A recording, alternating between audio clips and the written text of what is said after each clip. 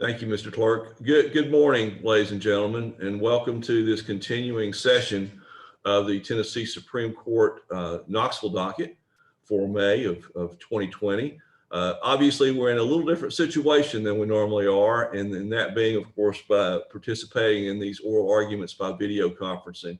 So we very much appreciate your willingness to accommodate us in this way. We feel like it's important to move forward in that way. We will endeavor to try to not speak over each other as much as possible.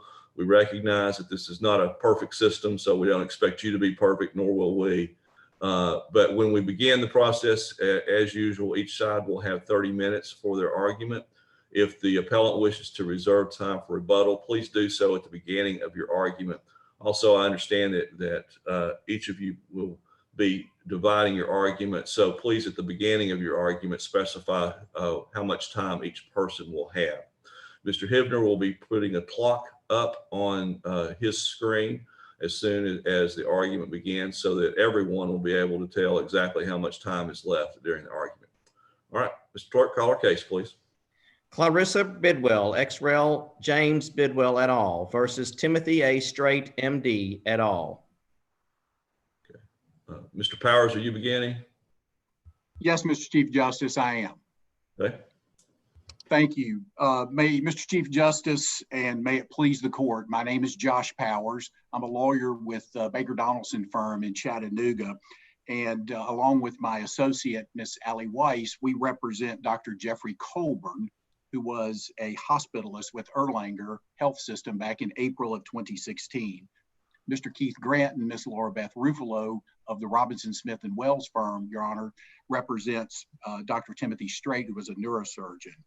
The defendants would like to respectfully split our time. Mr. Grant and I would split each 15 minutes. We would like to reserve a total of 6 minutes of rebuttal time with 3 minutes for Mr. Grant and 3 minutes for myself. Thank you, Your Honor. This is a Healthcare Liability Act lawsuit. We appreciate the opportunity to address the Court of Appeals ruling. We respectfully request that this court reverse the Court of Appeals and reinstate the trial court orders entered by Judge Hedrick granting summary judgment to the defendants in this case. To avoid duplication of argument, Mr. Grant and I have generally divided the issues along the following lines. I'm going to address in my presentation, statute of limitations, and then what does 121A5 mean? And then generally, Mr. Grant was going to address the 119 comparative fault statute, equitable estoppel, and the discovery rule. The standard of review that applies to this appeal would be de novo based on the fact that this was a summary judgment ruling that has come up to this honorable court. Your Honors, Justices, the PTLA and the plaintiff in this case claim that if the defendants had simply complied with 121A5 as they interpret it, in other words, that the defendants notified the plaintiff that they were employed by Erlanger pursuant to the 30 days provided in 121A5, that they would have been, the plaintiff wouldn't have been able to timely serve notice on Erlanger and avoid this entire situation. That's not accurate. It's just simply not accurate. We provided a timeline in our reply brief that I think demonstrates that this is not an accurate position. All of the negligence occurred on or before 4/1/16. We know that the statute of limitations, therefore, would run on, in this case, it's 4/3/17 because 4/1 was a Saturday. So the statute of limitations would run on 4/3/17. Dr. Colburn received notice, pre-suit notice on 3/24, timely. Dr. Strait received notice on 3/27/17, timely notice. Plaintiff did not serve pre-suit notice on Erlanger. So Dr. Colburn would have 30 days to provide pre-suit, to comply with rule, with 121A5, which would go until 4/24/17. So in order for Dr. Colburn to comply with 121, the 30 days, he would have until 4/24/17 in order to advise plaintiff that he was employed by Erlanger. This is the plaintiff's theory. That's 3 weeks after the statute of limitations had run.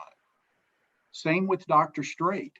He was served on 3/27. His 30 days would run on 4/26, again, more than 3 weeks after the statute of limitations. So even if Dr. Colburn and Dr. Strait had complied with 121A5 as articulated by the plaintiff, the statute of limitations would run and plaintiff would not have been able to timely serve pre-suit notice. 121A3 clearly sets out the deadline of providing pre-suit notice. It must be provided within the statute of limitations. If not, you're not entitled to the additional 120 days, and the plaintiff would not be entitled to file suit against that party. Erlanger was known and knowable. All of the treatment occurred at Erlanger by both Dr. Colburn, who is a hospitalist, meaning he practices in the hospital, and Dr. Strait. All of that care was provided there. Erlanger is mentioned 9 times in the complaint. What makes this even more important is that Erlanger is a governmental entity.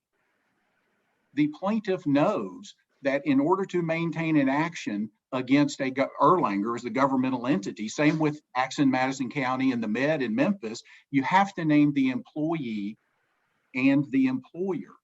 And that was not done. They did not provide that pre-suit notice. Now, interestingly, the Court of Appeals buried its assessment of statute of limitations in a single footnote. That's footnote 3 on page 9 of its opinion, and simply dismissed it as being immaterial with no citation to any law. The statute of limitations is anything but immaterial, because even if these 2 doctors had fully complied as the plaintiff represents that they should, statute of limitations would have precluded the plaintiff from filing timely notice, because the plaintiff has to send that notice letter before the statute of limitations runs. Statute of limitation runs on 4/3. Colburn and Strait had until 4/24 and 4/27, 3 weeks after that, to provide pre-suit notice.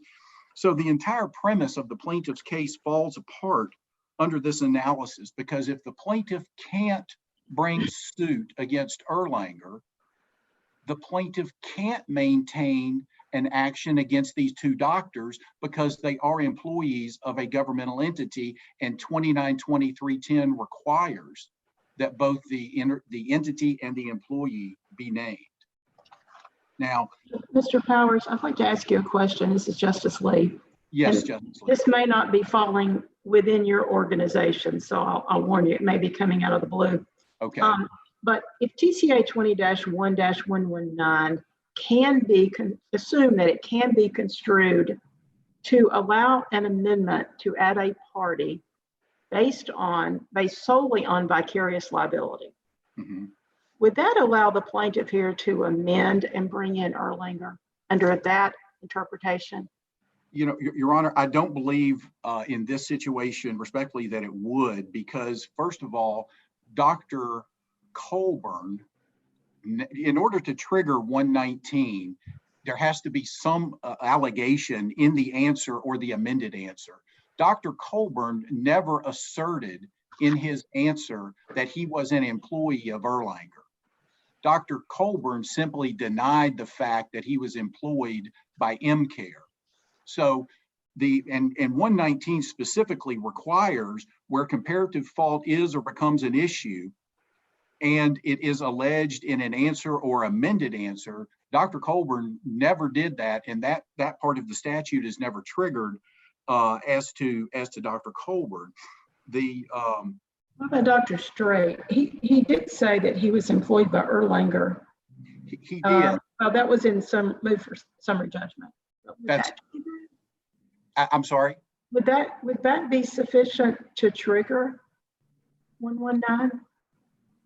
I don't believe that it would, Your Honor, no, because 121A5 is a pre-suit notice statute. It applies to prior to a lawsuit even being filed. 119 doesn't come into play until after a lawsuit has been filed. So 121A5 has no bearing after the lawsuit has been filed. It has no relevance to the litigation at that time. Okay. Mr. Powers, this is Justice Page. I have to say, in these cases, I'm sometimes bothered when the plaintiff does a pre-suit investigation, and basically, I know you say in your brief that some of this is outside the record, but what is plaintiff expected to do here? Are you saying that their pre-suit investigation was not sufficient? It appears everything they saw did not show that Erlanger was the employer of these two defendant physicians. Right.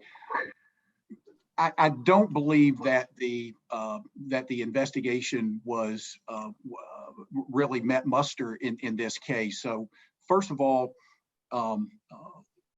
knowing whether a provider is employed by Erlanger here in Chattanooga has been an issue for decades because of the governmental tort for regardless of 121A5. And so that's always been an issue in determining. And what we see time and time again, Justice Page, is that the prudent plaintiff attorney will file if the care happened at Erlanger, pre-suit notice will be sent to Erlanger, thereby giving yourself the additional 120 days. And in almost all the cases, Erlanger is sued either under an actual agency or an apparent agency theory. So in virtually every one of the cases we see, Erlanger is named as a party, whether it is as the employer or as a principal of an apparent agent. So it's not an issue that we see. And again, Erlanger, if you look at the Smith v. Houck case, in Smith v. Houck, Houck rear ends Smith in the car wreck. And there's no reason to know that Houck was employed. He's just a random guy who's in a car wreck. There's no reason to know that he was employed by St. Jude Medical at the time of the accident. There's nothing on his car. There's nothing on his shirt. There's nothing at all. Here in this case, this is the exact opposite of that, because every interaction between Ms. Bidwell and Dr. Strait and Dr. Colburn were in the context of a professional physician-patient relationship where the relationship is in the context of these two doctors in the course and scope of their employment. Unlike in the Houck case, where again, just random person who runs into somebody on a I-40 exit ramp in Davidson County. So it is a very different proposition, Your Honor. Counsel, this is Justice Kirby. Back to Justice Lee's question, I'm just really not sure why 21-119 would not apply. You've been, faulting the plaintiff, but your clients knew. You didn't have to investigate anything. Your clients knew that Erlanger was the proper employer. I'm not understanding why 119 would not apply. If you look at the pre-suit notice, Justice Kirby, the pre-suit notice doesn't 119 obviate the need for pre-suit notice if it applies?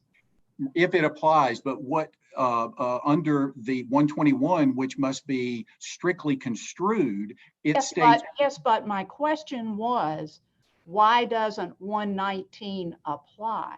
It's not what would happen if in a different world. My question is, why doesn't 119 apply? Right. Because 121 requires that a comparative fault be alleged in order to get the exception under 121 of not having, because there's two exceptions to pre-suit notice in 121, extraordinary cause and where the defendant has alleged comparative fault.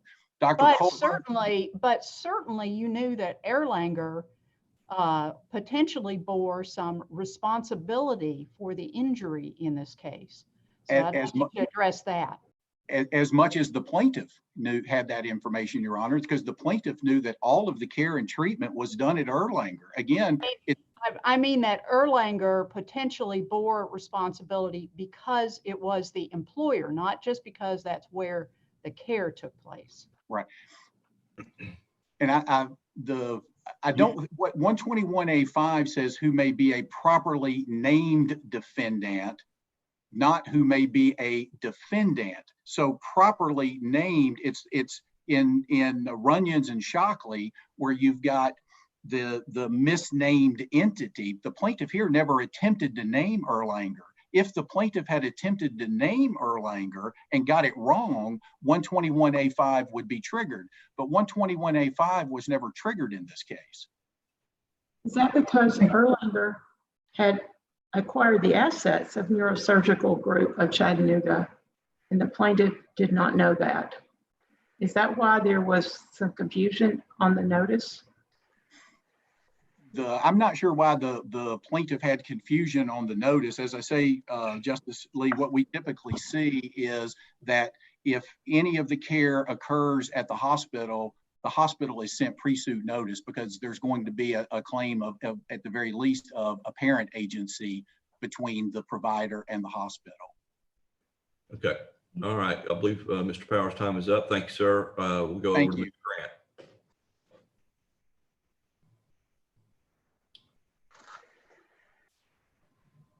Let's try that again. Good morning. Good morning. And may it please the court, I'm Keith Grant, and I represent Dr. Timothy Strait, along with Laura Beth Ruffalo. Justice Kirby and Justice Lee, my part of the presentation was actually designed to address the questions that you had. And so let me go straight into that. The appellate court utilized 20-1-119, and that's the generic compare default statute that has been around ever since this court determined that compare default was the way we should go instead of the prior theories. The issue in this case, however, is that the legislature fairly recently, in 2010 and 12, or 9 and 10, instituted a very specific statutory scheme for healthcare liability actions. In that statutory scheme, one of the things that's required is notice to any potential defendant. The notice can only be excused for extraordinary cause, which the court has found very rarely that extraordinary cause has been shown. The legislature was pretty clear that the plaintiff's got to send this.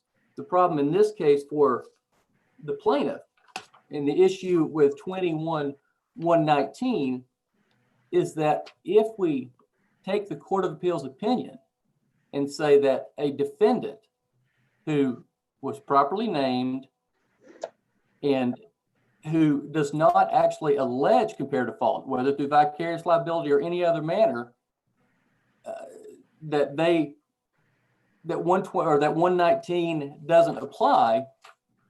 Let me back up on that. So in this case, if a defendant is sued, such as Dr. Strait, in order for the plaintiff to get around notice for another defendant, Dr. Strait has to actually allege under the statute that there's vicarious liability to another party. In this case, neither Dr. Strait nor Dr. Colburn alleged vicarious liability against any party through vicarious liability or otherwise, or compare default through vicarious liability or otherwise. Because of the Dr. Strait didn't Dr. Strait allege that he was not employed by the group that was sued by Erlanger? He did not use the word vicarious liability, but wouldn't that be sufficient to say, I don't work for A, I work for B? Can't we connect those dots and read that to say, therefore B, who I work for, is vicariously liable for what I've done or alleged to have done? I think the issue with that, Your Honor, can we do that, especially under the prior case law? Maybe under the cases of the Austin case and the Romine case. I'll distinguish those in just a second. But I think the issue comes about is all of those cases were decided prior to the healthcare liability notice requirement. And so basically what this would do is the plaintiff no longer has to actually do the research and give notice to all the proper parties. The plaintiff would just wait and rely upon the defendant to state the potential proper parties in the answer. or even in this case, we didn't allege vicarious liability. The plaintiff is just trying to infer that from our answer. And so thus the plaintiff no longer has to do the research and send notice, which is required by the statute. The plaintiff can simply wait and see what the defendant does and then bring the new defendant in. What the legislature did was, in that situation, the legislature made a very strict exception, and that was only if comparative fault was raised. One of the issues on that is comparative fault, as used under the Healthcare Liability Act, actually says the language comparative fault. It does not have the caused or contributed language in 21-119, and the statute doesn't reference 21-119. And so basically what our position would be is that in order for a plaintiff to bring in a new defendant for whom notice was not sent under the strict requirements of the Healthcare Liability Act, the defendant has to specifically allege comparative fault against that defendant, not simply deny all allegations. In this case, not only did we not allege comparative fault against Erlanger, we denied any fault as to Dr. Strait, and then Dr. Coburn also denied any fault. The only allegations against Erlanger would be through vicarious liability.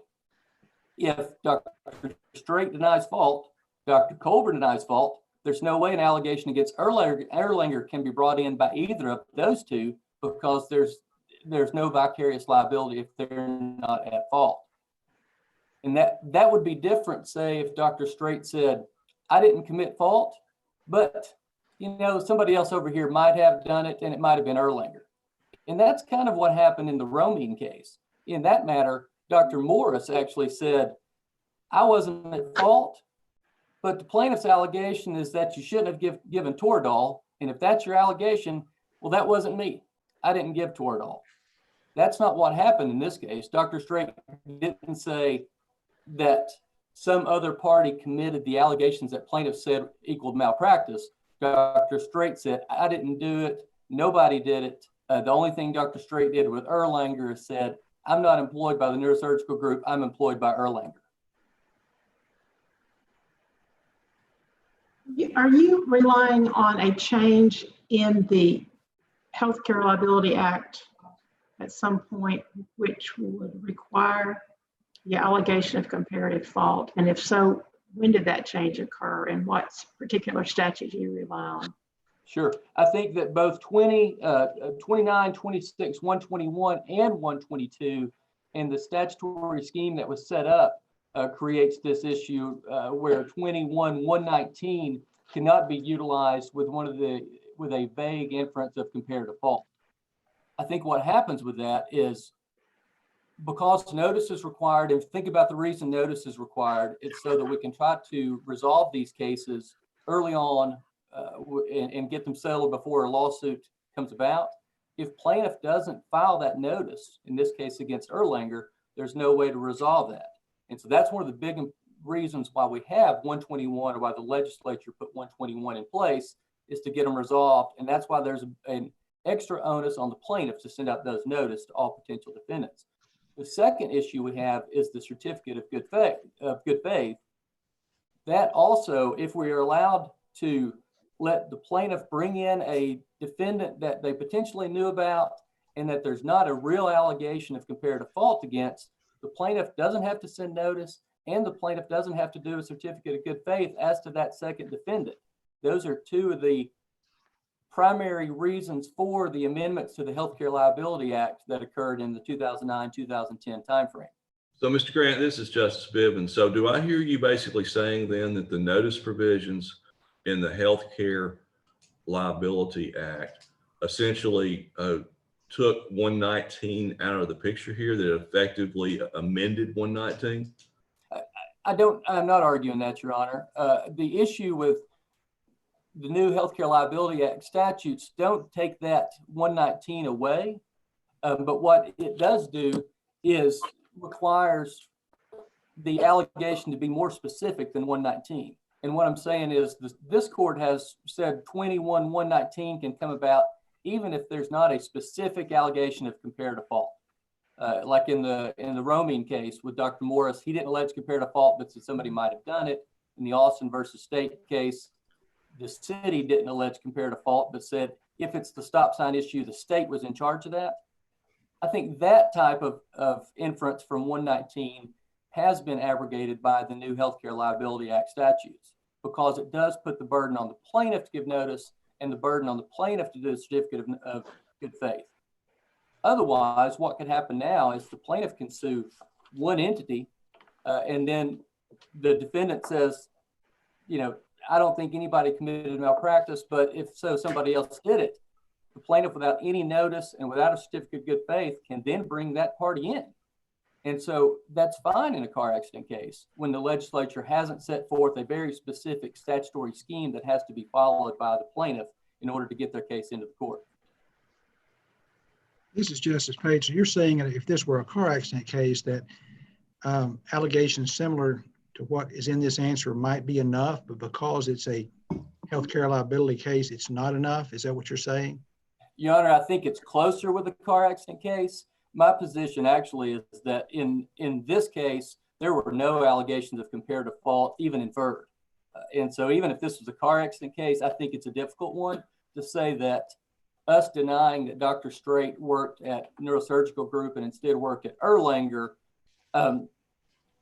I think that's going to be tough to say it's comparative fault under any scheme, but certainly under 121 and 122, I think it's even more difficult because the legislature put a special burden on the plaintiff to send out notice and to include a certificate of good faith.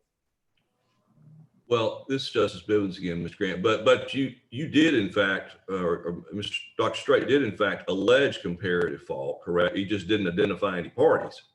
We didn't allege comparative fault. What both parties did was reserve the right to allege comparative fault at some point in the future.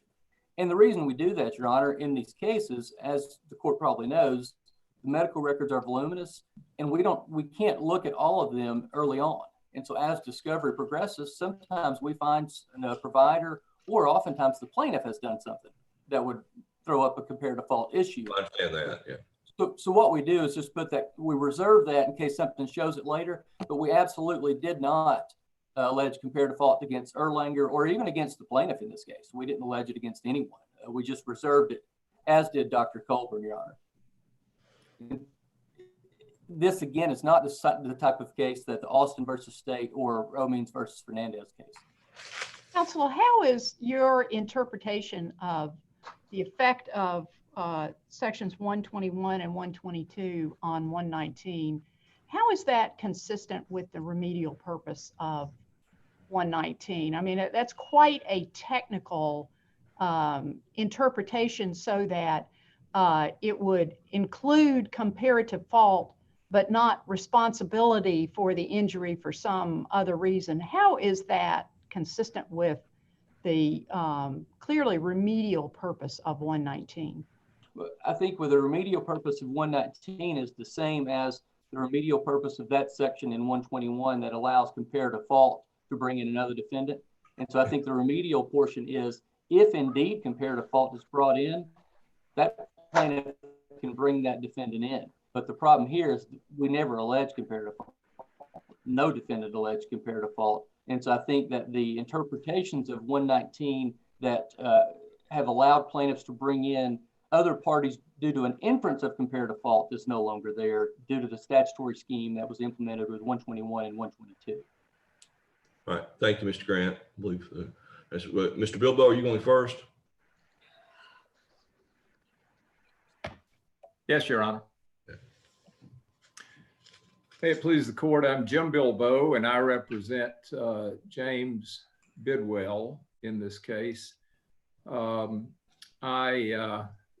Our plan is that I'll take 20 minutes and amicus Brian Brooks will do the other 10 minutes of our 30-minute allotment. I think in order to understand the parties that were sued in this case, we need to look at the facts just a little bit. On March the 28th of 2016, Clarissa Bidwell, who was about a month past her 40th birthday, started having some blurred vision, headaches, pain, right side numbness and was taken to Star Regional Medical Center in Athens, Tennessee, where a CT scan of the head showed a density that was suspicious for an aneurysm. She was transferred by ambulance to Erlanger, where she was under the care of neurosurgeon Timothy Strait, and also Dr. Colburn was her hospitalist in that case, although the records don't say he was a hospitalist. So there was no indication based on the investigation of the case that anyone at Erlanger had any liability. Unfortunately, after Ms. Bidwell arrived at Erlanger, further testing revealed that she did in fact have an aneurysm. And rather than going ahead, even though she was determined to be a good candidate for stent placement, she was loaded with Plavix, given a prescription for additional Plavix, and then an aspirin, and told to return the next week. Literally on the way home from Erlanger, her symptoms dramatically got worse, and she was taken to Nova in Cleveland, because that was the closest hospital, as James Bidwell was driving her home. And she was transferred back to Erlanger, where she was under the care of Dr. Strait and Dr. Colburn. Unfortunately, it was too late, and an emergency craniotomy was performed, but she had herniations and she had a large hematoma, and they were unable to save her. And this 40-year-old wife and mother of 3 children passed away as a result. So the intent was to bring in Dr. Strait because of releasing her when the opportunity was there to go ahead and treat her. She was prematurely, the allegation is that she was prematurely released. Dr. Colburn, defendant, prematurely released her. And as a result, unfortunately, a few days later, after being placed on comfort care, she died. So, you know, having investigated the case. Mr. Bilbo, this is Justice Clark. Does the record show clearly what that investigation consisted of? And is the nature of that investigation relevant to our determination? Because when something happens in Erlanger, and one doctor at least is identified as a hospitalist, and you know that Erlanger is a governmental entity, don't you need to look more specifically at what the connection is? Thank you for that question, Justice Clark. And yes, the results of the investigation and how the investigation occurred, all of the steps were taken are part of the record. You know, ordinarily I'm sitting here with a copy of the bound volume of the record. That's okay. If it's in there, we can find it. It is, and I can tell you that when, for the first time, it was alleged that Dr. Strait was not employed by the neurosurgical group of Chattanooga PC, which all of the investigation, all the records, all the reports, all the internet website, everything showed that he was. In fact, I believe that the Department of the Tennessee Healing Arts Board had him listed as being employed by the neurosurgical group, if I'm not mistaken. But everything pointed to the fact, or obviously it didn't turn out to be the fact, everything said that he was employed by the neurosurgical group of Chattanooga. Had we known that he was employed by Erlanger, we would have included Erlanger in sending a notice letter.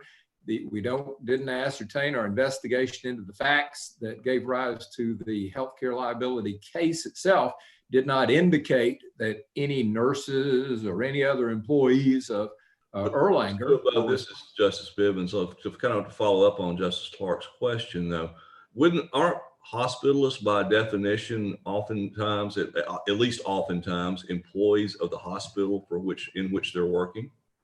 Well, but they contract with other companies. Our investigation indicated that Dr. Colburn was employed by MCare or Envision Healthcare, and notice letters were sent to those two entities.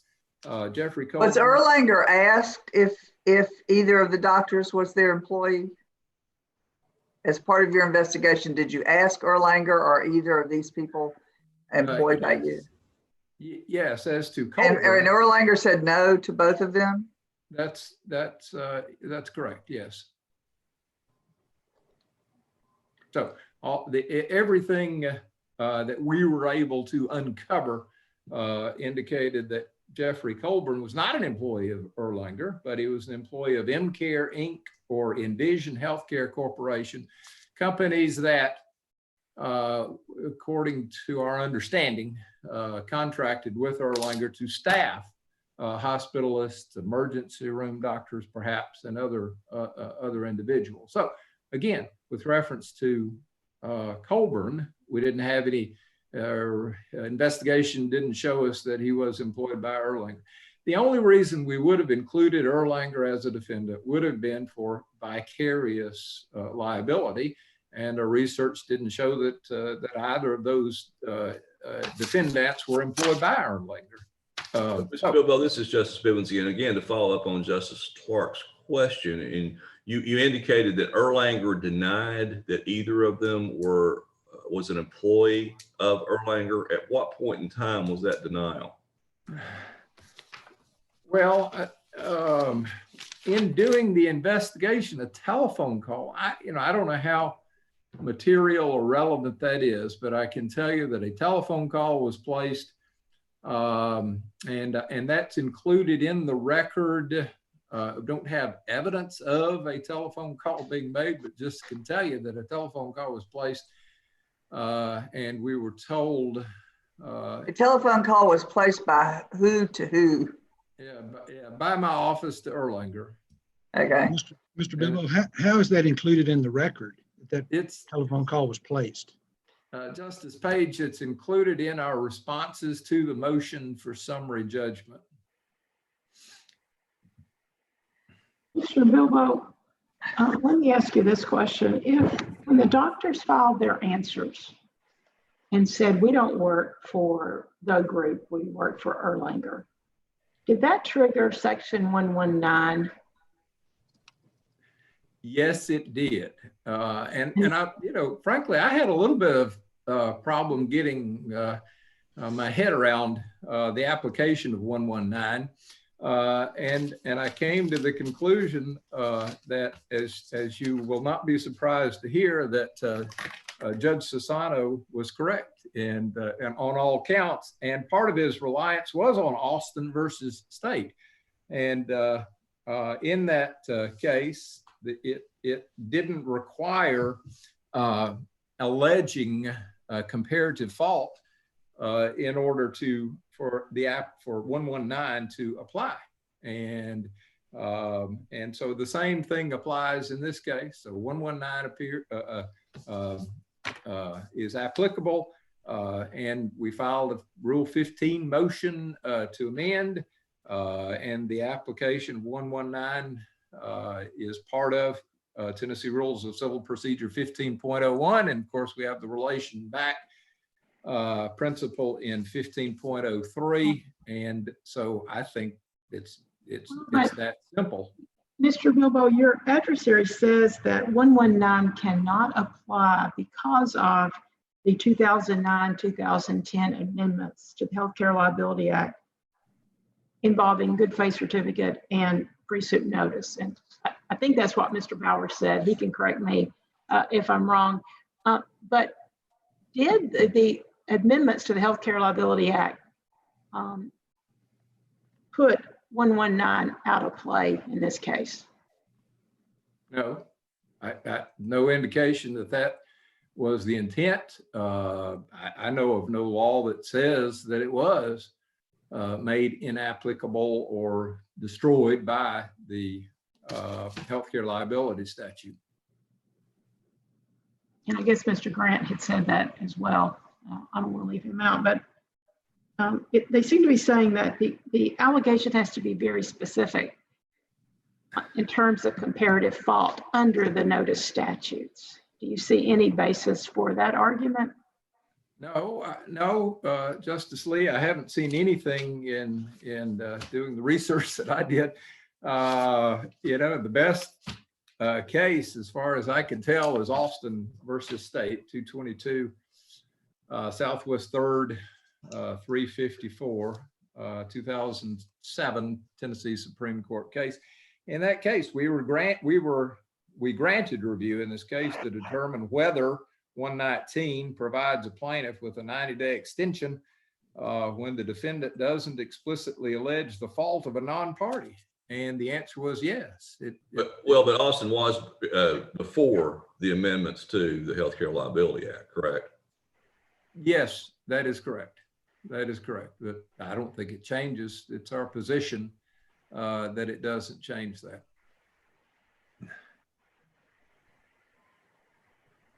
So, we've talked a lot about 119 and Tennessee Rules of Civil Procedure 15, but we really haven't talked much about Section 5 in TCA Section 2926 121 A5, and as I understand the argument of the defendants in the case, that statute does not require them to reveal someone who would be a properly named defendant. And I think that the plain reading, the plain language, the ordinary meaning assigned to that language says otherwise. And so in the initial appeal, the focus was, well, since they didn't comply with TCA Section 2926 121 A5 and provide notice that Erlanger was the actual employer, what happens? Because the legislature really didn't fill in that blank. But part of the defense argument is that they didn't have to tell us that they were employed by Erlanger. Well, when they received the notice went to Timothy Strait, Neurosurgical Group of Chattanooga, PC. The list of potential defendants include the Neurosurgical Group of Chattanooga, PC, and likewise, not only Jeffrey Colburn, but MCare and Envision Healthcare Corporation were listed. So they clearly knew that it was our belief that those were the employees. Erlanger was the employee of Strait, and MCare or Envision was the employer of Colburn.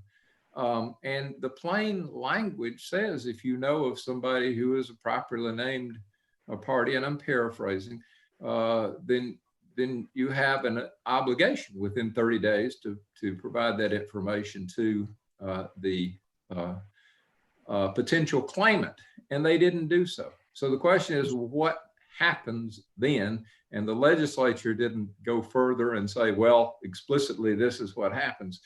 But Mr. Bilbo, this is Justice Page. What about your adversary's argument, Mr. Powers, that notice wouldn't have helped you anyway because you didn't have time to amend your complaint?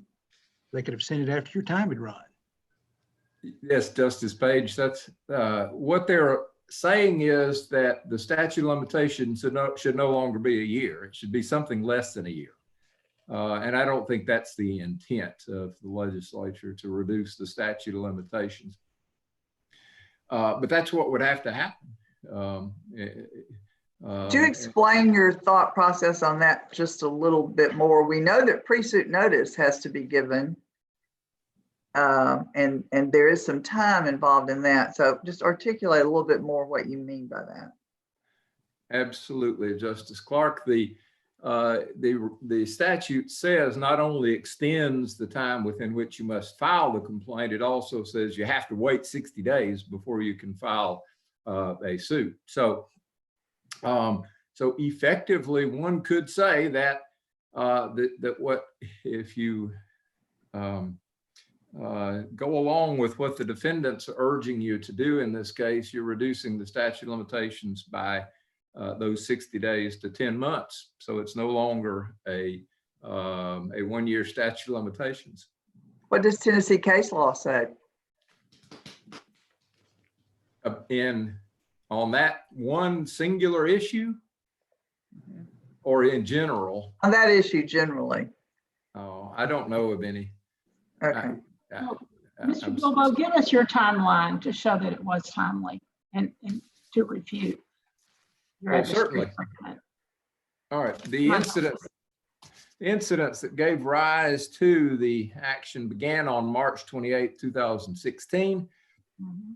And of course, Mrs. Bidwell died on April the 6th of 2016. And notice letters were sent on March 24, 2017. Although a couple of them apparently, as defense counsel noticed, were misdated. They were dated for March 27th, but they were in fact sent on March 24th. And Dr. Colburn was served with the pre-suit notice on March 24th, 2017. And Dr. Colburn was served with pre-suit notice on March the 27th, I believe. And Dr. Strait. I'm sorry, Dr. Strait, that's correct. Okay. And let's see. I'm sorry, it was March 27th. That's correct. It was. So, you know, the timeline further that wasn't mentioned by the defendants was that, you know, the statute, TCA section 2926-121A5 would have required Dr. Colburn to send a written notice of another healthcare provider or entity who may be a properly named defendant. The deadline for doing that was April the 23rd, 2017. Dr. Strait's deadline for saying that he was actually an employee by Erlanger was April 26th, 2017. So, you know, it's all part of the statutory scheme to extend the time within which to file for 120 days. But yet we never claimed that it was filed before the 1 year statute of limitations or the amended complaints were filed, but they were filed within the 90-day period of time required by 119. And they were also filed within, when I say they, when we filed our motions to amend, we filed amended complaints, bringing Erlanger in to both the motion for summary judgment from Dr. Strait and from Dr. Colburn, making Erlanger a party defendant. We did that on both of the cases. So finally, if I could, I'm sorry, Justice Bivens, if I didn't answer the question after being asked a couple of times to continue on that question, but I would like to finally say that the remedy then, based on the defendant's non-compliance with TCA section 2926-121A5, would be contained in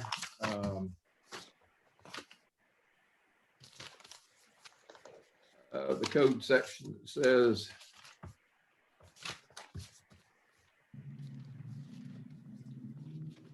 I apologize, I'm not used to doing this.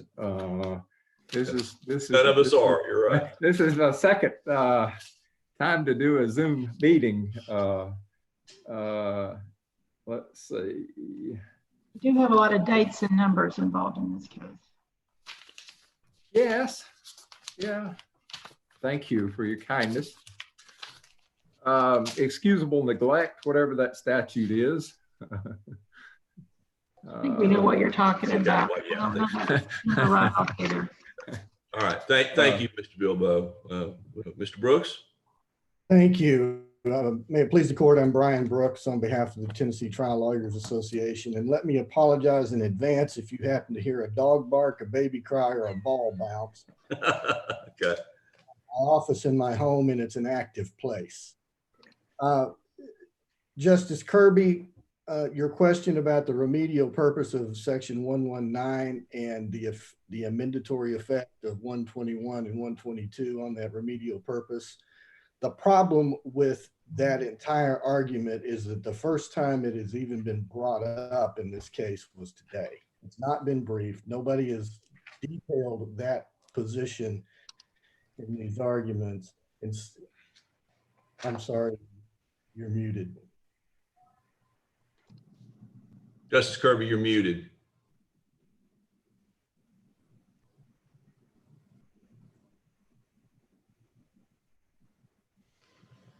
Okay, is that better? There we go.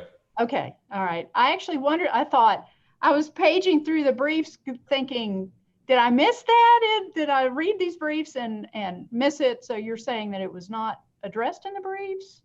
It is not that specific implication of 121 and 22 has not been briefed in this case. And in fact, I don't know of any case where it has been briefed. And is our role as amicus, we keep up with a lot of these cases. And so if the court were to consider that, what I appreciate is an argument that the holdings in Austin and Romine were essentially amended by 121 and 122. If the court is to consider that issue at all, it order supplemental briefing on that particular issue because it's not in this record. I will say at this point right now, I think you're absolutely correct that the remedial effect or purpose of section 119 has to be taken into consideration when you look at 121 and 122. And certainly there is nothing in 121 or 122 that says we are amending section 119 to require a specific pleading of this person's comparative fault is at issue in this case, which is contrary to Austin and Romine, the two cases that the Court of Appeals relied on. I would also say, and this has been hashed out by the parties much better than I can, but it was my impression when I read this record and this briefing that the particular allegations within the two answers were sufficient under either Austin or Romine to implicate section 119 and to allow the plaintiff 90 days in which to amend the answer and add Erlanger as a party to this case. And while neither defendant conceded that point, they got close. And I think that when you look at the allegations that are put forth in the brief and in the answers, and you compare them with Austin and Romine, that's good enough. And in that situation, the entire discussion about what we entered this case to write on primarily sort of becomes irrelevant, because if 119 is implicated, then you get 90 days to amend and you don't have to provide notice. And so what specifically A5 means doesn't really affect the outcome of this case terribly much. Mr. Brooks, do I hear you say then that this case could be decided solely on subsection 119 without Absolutely. regard to the other sections? Absolutely. In fact, if this court holds that the allegations in the answer are sufficient to allege comparative fault of, answers are sufficient to allege comparative fault of Erlanger, then notice is not required and the limitations period is extended by 90 days, which the plaintiff met. And this court can avoid A5 altogether. So what language, this is Justice Clark, what language specifically then are you relying on that makes the allegations adequate? Where exactly what things are you putting together to say, here is the allegation of comparative fault against Erlanger? Sure. with respect to Dr. Strait, and I don't have the record sitting in front of me, obviously, so I'm going to paraphrase my understanding of it. But with respect to both defendants, they reserve the right to compare fault to somebody else. Both defendants denied that they were employed by the entities that plaintiff alleged they were employed by. And Dr. Strait specifically alleged that he was employed by Erlanger and not by the entity alleged, the group that the plaintiff alleged was the employer. Those allegations gave plaintiff notice of the identity of a potential non-party tortfeasor and alleged facts that reasonably support a conclusion that the non-party caused or contributed to the plaintiff's injury, which is virtually a quote from Austin. I think those allegations are enough under this court's prior case law to give the plaintiff that extra 90 days. And you're going to have to hold that, I shouldn't say it that way. Our view is that you're going to have to hold that 121 and 122 amend and at least partially supersede Austin and Romine in order to hold otherwise. I would like to spend a minute or two. I've got about 3.5 minutes left. I'd like to spend a minute or two on A5, because what the statute means is what we initially entered this case to write about. And what this statute means is that by its clear words, if someone receiving notice reasonably knows of someone else or some other entity that might be a defendant but isn't included in the list of providers receiving notice, then you got to tell the plaintiff. Nothing in this statutory language refers to a misnomer, which is what both defendants argue, both defendants and the TDLA argue the statutory language is limited to. And they write very nice, well done briefs arguing about the statutory history and this onus that it puts on them, but to comply with that sort of statutory language, which we obviously disagree with, but I'll get to that in a minute. But none of that matters if the words say what they say. And the words don't say a misnomer. They say if you have reasonable knowledge or information available that someone else is a proper defendant, you have to tell the plaintiff. And that's, so you're saying it doesn't mean just they have to actually allege comparative fault. Their obligation is just to assert the name of anybody that might be a defendant, whether they're planning to allege comparative fault or not.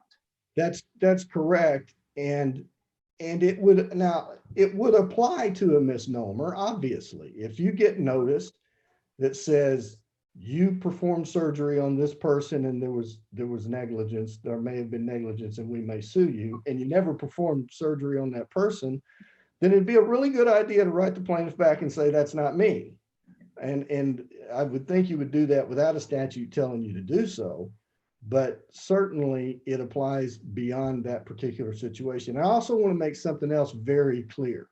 It is not our position that the statute says you must tell the plaintiff 30 days after receiving pre-suit notice that someone else may be at fault, or you waive the ability to allege comparative fault. The statute doesn't say that either. It just says that if based on your reasonable knowledge and information at that and during that 30-day window, if you know of someone else who ought to be a defendant, you have to tell the plaintiff. Justice Lee, it looked like you were about to ask me something. That's what the words of the statute say. Now, I don't think that puts a great onus on defendants, because there's a reasonableness standard incorporated within the statutory language.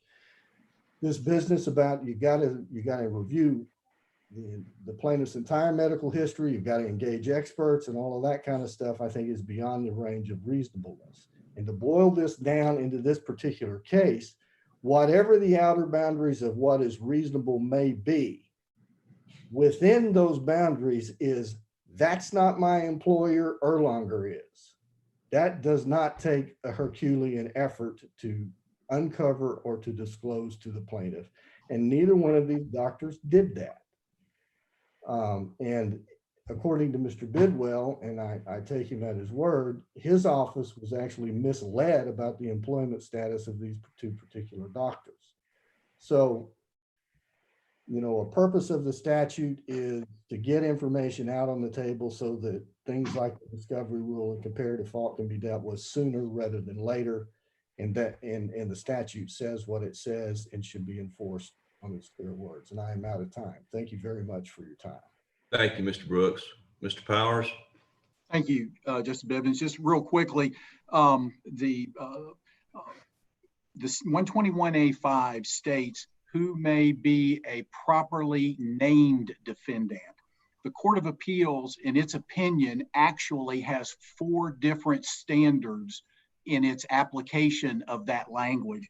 The Court of Appeals said 125, who may be a necessary defendant, who may be a known defendant, who may be a potentially proper defendant, a complete and total list.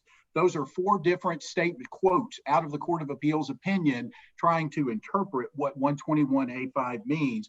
And the issue is who may be a properly named defendant. And why would Erlanger as an employer not be a properly named defendant under whatever construction of the statute, whatever words you use in construction of that statute? Right. And that's a great question, Justice Bivens. And I think Erlanger would be a proper defendant, but under 121A5, Erlanger is not a properly named defendant because Erlanger was not misnamed. The plaintiff did not like in Runyons and Shockley, where they misnamed the entity. Here, Erlanger is not a misnamed entity. The plaintiff was well aware of Erlanger, unlike Smith v. Howe, well aware of Erlanger, but just chose not to provide that pre-suit notice to them. And I think just to touch very quickly, the TDLA cites 2 very, I think, interesting points that the Court of Appeals interpretation of 121A5 can create a direct conflict between the peer review statute, or what was formerly known as the peer review statute, and 121A5, because if there's an adverse outcome or a complication and there's a peer review process and that doctor or nurse learns of information during that process, which is confidential and private, under the plaintiffs and the Court of Appeals interpretation, it could force that provider to be in a quandary of, do I comply with 121A5 or do I maintain this peer review confidentiality? Plus, the plaintiff under our adversarial system has always been the party to determine whom they sue. They've got all the medical records, they have all the information that is there and is available. And I think to jump back real quickly on the what's actually in the record with respect to this phone call, there's one statement in the record, and it's at page 6 of Appley's brief and in the technical record, and it was in the plaintiff's motion response to the summary judgment, which was a motion to amend the complaint. And it just simply said that Colburn's, that they were advised that contacted Erlanger and was advised that defendant Colburn provided emergency services. So we don't know who made that call in Mr. Bilbo's office. We don't know when that call was made. We don't know anything about that call. And then just real quickly, Austin and Romine, in both of those cases, the defendants affirmatively made a statement that someone else was at fault. In Austin, they said, no, it's not Fayette County, it's the state of Tennessee who's responsible for the intersection. And in Romine, it was, I didn't prescribe the Toradol, somebody else did. And finally, 121C states, this is the last sentence of 121C, once a complaint is filed alleging a claim for healthcare liability, the notice provisions of this section shall not apply to a person that is made a party to the action thereafter by amendment to the pleadings as a result of a defendant's alleging comparative fault. Okay, all right, Mr. Powers, your time's up. Let's move on. Thank you, Justice Bivens.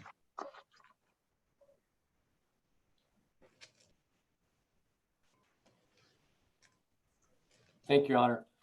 Let me address the issue, first of all, regarding plaintiff's research into who should be a proper defendant, and then I'll segue into this issue of 121 and 122.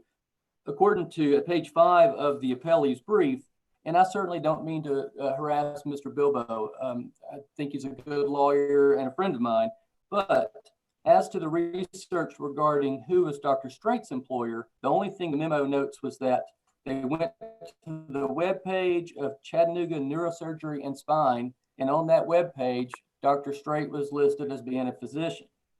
They also then went to the Secretary of State's webpage and found Chattanooga Neurosurgery and Spine, and that was a principal corporate entity for the neurosurgical group of Chattanooga PC. This actually was not by affidavit. This was put into the record by a motion with the motion to amend from Mr. Bilbo's office. So the only evidence we have regarding the research done as to who Dr. Strait's employer was is part of a body of a motion saying that we looked at the webpage and we looked at the Secretary of State's webpage.